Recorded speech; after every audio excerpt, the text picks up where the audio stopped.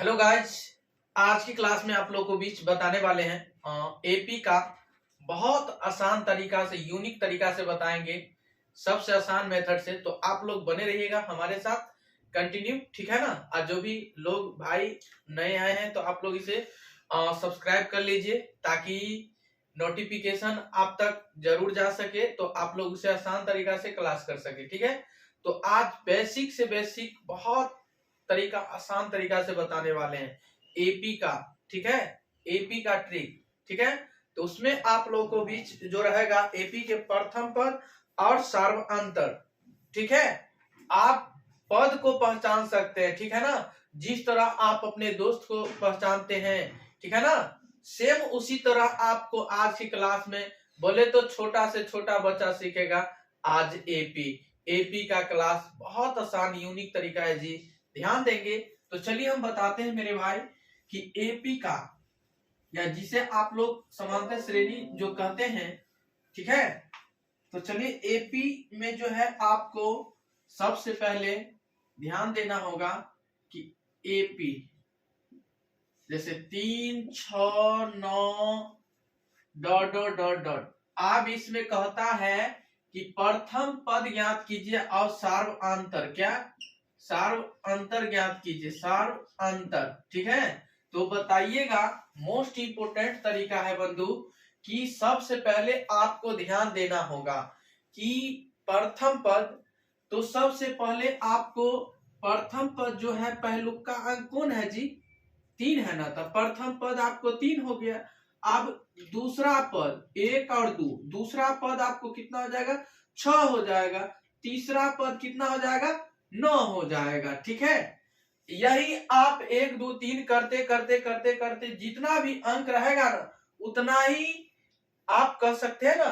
तो चलिए प्रथम पद इसमें कितना है जी, प्रथम पद आपको कह दिया जाए कि प्रथम पद इसमें कितना होगा, प्रथम पद हो जाएगा आपका 3, ठीक है।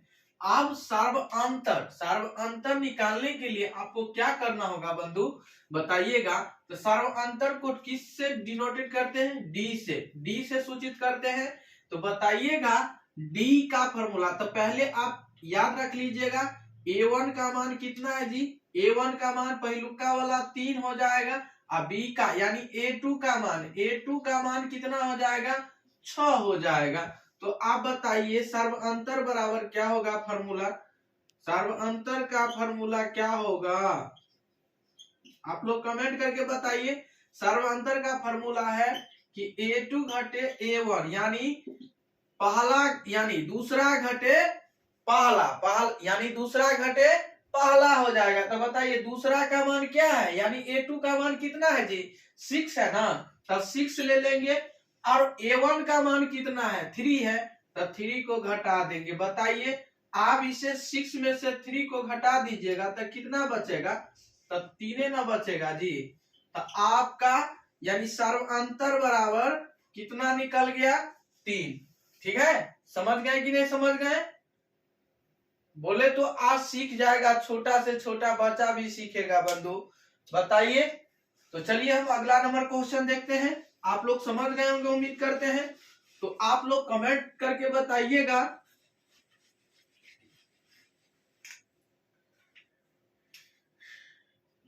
दस में 20 30 40 का सर्वांतर और प्रथम पद ज्ञात कीजिए। सर्वांतर और प्रथम पद क्या होगा, तो बताइएगा आप लोग।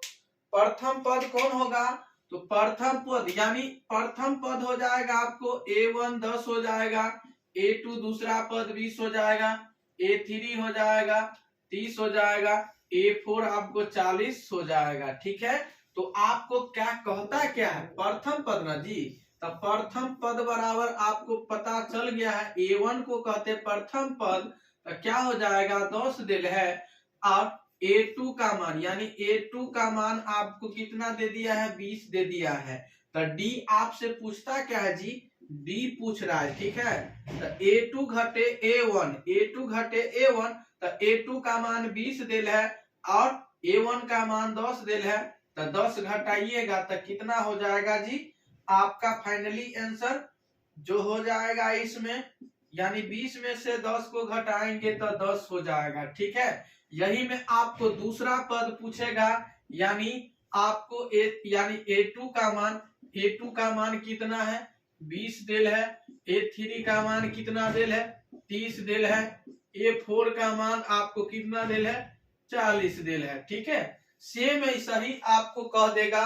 ठीक है, तो लेकिन घबराइएगा नहीं, आप हमेशा याद रखिएगा A1 A2 A3 A4 से आरो अंक दिल रहेगा तो आपको A5 भी हो सकता है, A6 भी हो सकता है, A7 भी हो सकता है। ठीक है, तो उसके लिए आपको घबराना नहीं है। ठीक है, तो चलिए आप लोग इसे नोट कीजिए अच्छे तरीका से। तो चलिए हम बताते हैं, अगला नंबर क्वेश्चन है आपके लिए मोस्ट इंपोर्टेंट। समझ गए वो उम्मीद करते हैं आप लोग अच्छा तरीका से इसे। चलिए आप लोग, तो उम्मीद करते कि मेरे भाई ऐसा वीडियो पाने के लिए आप लोग हमारे साथ कंटिन्यू जुड़े रहे। इससे अगले वीडियो फिर मिलेंगे।